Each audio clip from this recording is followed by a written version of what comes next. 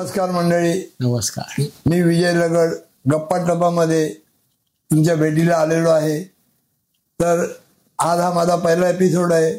तुम्ही ऐका, पहा आणि तुमचे मत नोंदवा. लाईक करा किंवा शेअर करा, सबस्क्राईब करा. तर आज मी तुम्हाला सांगणार आहे लोकप्रिय सिनेमे आणि लोकप्रिय गाणी तुमच्या वेळेची, आमच्या वेळेची आणि आताची पण, म्हणजे एकंदरीत सिनेमावरील गप्पा गोष्टी. तर मी सिनेमाचा फार शौकीन आहे, होतो आहे. आणि मला असे सिनेमा बघायला आवडतात की जे मनोरंजन पण करतात आणि काहीतरी शिकवून जातात. आता उदाहरणार्थ गाईड, ज्वेल थीफ, तिसरी मंजिल हे त्यावेळेला फार प्रसिद्ध सिनेमा होते. फार वर्षापूर्वीची गोष्ट आहे. आणि त्या गाण्यामध्ये त्या सिनेमामध्ये गाणी हे मुख्य असायची की गाण्यावरच सिनेमा चालायचा.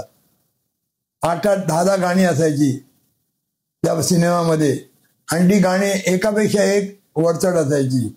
तर गाईड मधली गाणी घेतली तर दिन ढल जाए, दुसरं गाणं घेतलं तर कैसे क्या हो गया, बेवफा तेरी प्यार में, किंवा शम्मी कपूरची गाणी घेतली तर ज्वेल थीफ मधली तुमने मुझे देखा.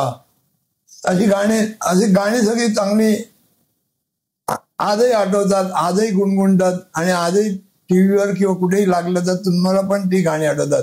पल पल दिल के पास रहता हूं, धर्मेंद्रचं गाणं. तर अशी गाणी होती.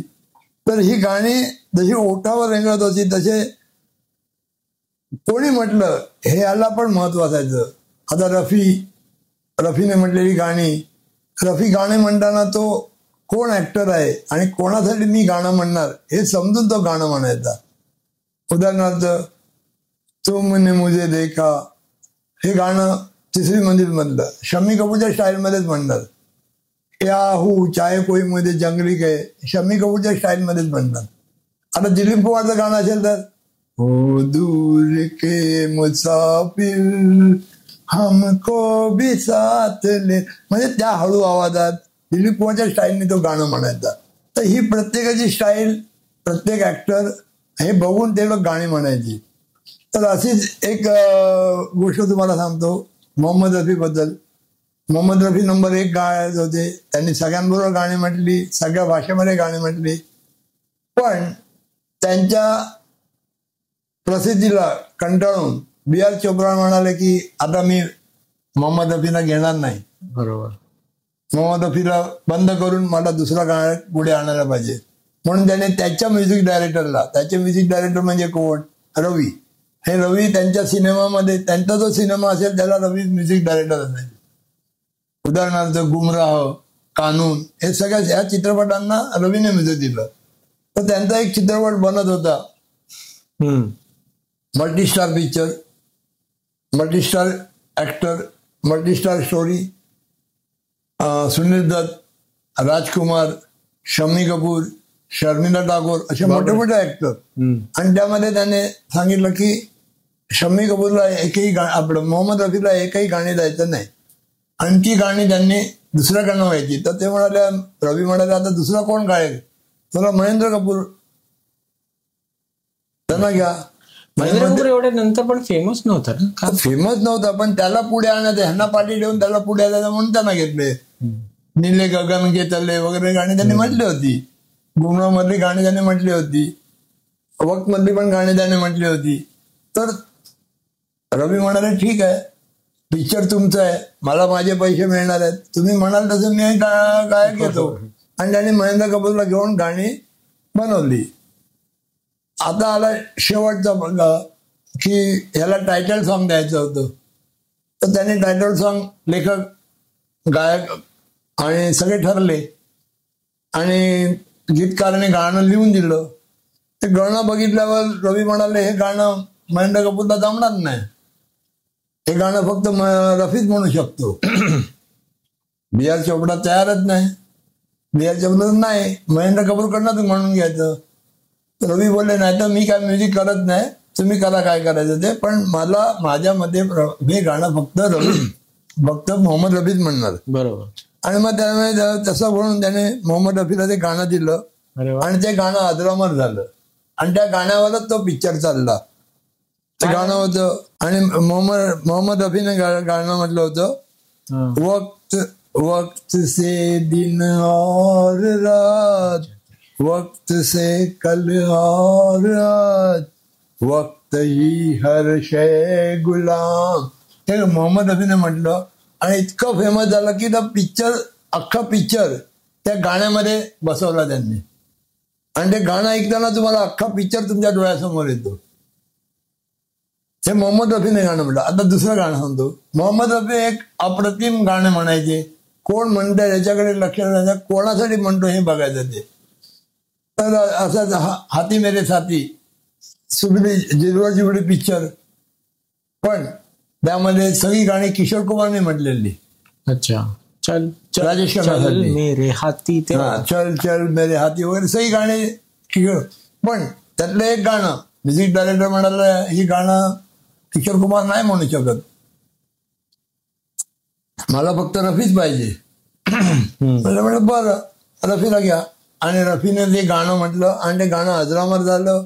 ते गाणं हाती मेरी साथीचा मेन गाणं झालं आणि तो हाती मेरी साथी पिक्चर त्याच्यामुळे फार चालला.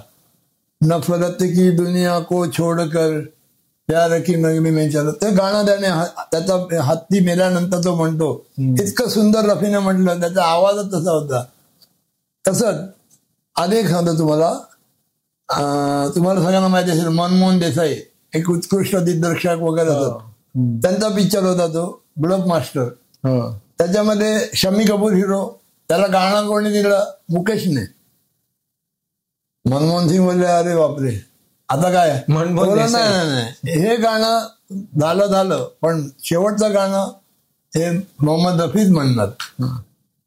म्युझिक डायरेक्टर बोलले आता मनमोहन देसाई सारखे म्हणतात तर म्हणलं बरं. आणि ते गाणं शम्मी कपूरने एवढं हिट केलं की ते ज्या दिवशी लागलं पिक्चरमध्ये त्या दिवसापासून आजपर्यंत ते फेमस आहे. तुम्हाला आठवत आहे गाणं? ब्लॉक मास्टर मधलं गाणं तुम्ही सांगा. गोविंदा आला रे, हे गाणं प्रत्येक वर्षी प्रत्येक दिवशी लागते आणि ते आजही फेमस आहे. जे मोहम्मद रफीने शम्मी कपूरसाठी म्हटलं. याहू चाहे कोई म्हणजे जंगली काय वेगळ्या स्टाईलमध्ये शम्मी कपूरने म्हटलं. बरोबर. तर ही गाणी होती. हे झालं गाण्याचं.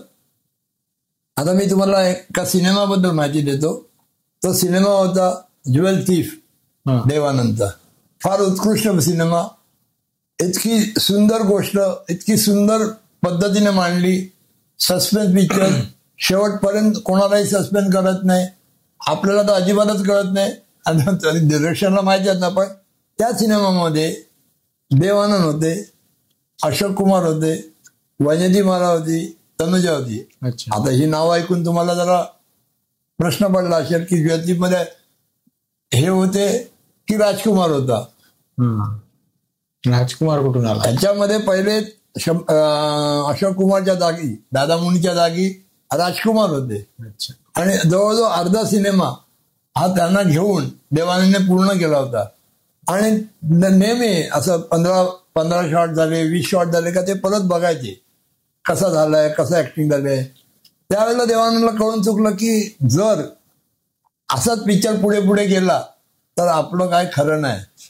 आपली जी इमेज आहे ती एकदम खराब होणार आहे आणि राजकुमारची इमेज आहे त्याच्यावरती जाणार आहे. तर राजकुमारने एकदम उत्कृष्ट कामं केली होती. काजल सिनेमा होता त्यांचा पिक्चर. वक्त मध्ये त्यांनी काम केलं होतं. वक्तचे डायलॉग सगळे फेमस झाले होते. डायलॉग तो डायलॉग हा पिक्चर पण डायलॉग मध्येच होते. आणि ते राजकुमार एक्सपर्ट होता. शीशे के घर में रहने वाले दूसरों के घर पर पत्थर फेंका नहीं करते, तुम जिस स्कूल में पढ़े हो उस स्कूल के हम हेडमास्टर थे. हे असे डायलॉग मारून तो एक उत्कृष्ट कलाकार होता. पण देवानंदने समजलं की ह्याच्या पुढे काय आपला टिकाव लागणार नाही. त्यामुळे देवानंदने सरळ अर्धा पिक्चर झाल्यानंतर राजकुमारला बाजूला केलं आणि अशोक कुमारला घेतलं. अशोक कुमार सुंदर काम केलं, त्यात प्रश्न नाही. पण जसं राजकुमारने केलं असतं तसं नाहीच केलं. बरोबर. हो. तर ही देवानंद डायरेक्टर होते, त्या देवानंद प्रोड्युसर होते. स्वतःचा पैसा, देवानंदचा पैसा. देवानंद म्हणेल ते होणार ना. तेच मला वाटलं की त्यांचं हे डायरेक्टर देवानंद डायरेक्टर केला असतील, पण त्यांचे डायरेक्टर ठरलेले असायचे. विजय आनंद, केतन आनंद हे त्यांचे डायरेक्टर.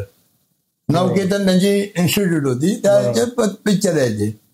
तर ही गोष्ट तुम्हाला मी सांगतो, त्याने तो सिनेमा म्हणजे ज्वेलची सिनेमा अप्रतिम होता सर्व दृष्टीने. म्हणजे ऍक्टरच्या कामाने, गाणी, त्यांचं लोकेशन, फिल्मिंग सगळं सुंदर होतं. तर अशी आहे ही आजची सिनेमा आणि त्यांच्या गाण्याच्या बद्दल माहिती. अशीच गाणी, असेच सिनेमा, त्यांची माहिती मी तुम्हाला देत राहीन. तुम्हाला आवडत असतील तर बरोबर तुम्ही आम्हाला कळवा. आमच्या व्हिडिओला लाईक करा, शेअर करा, सबस्क्राईब करा. धन्यवाद.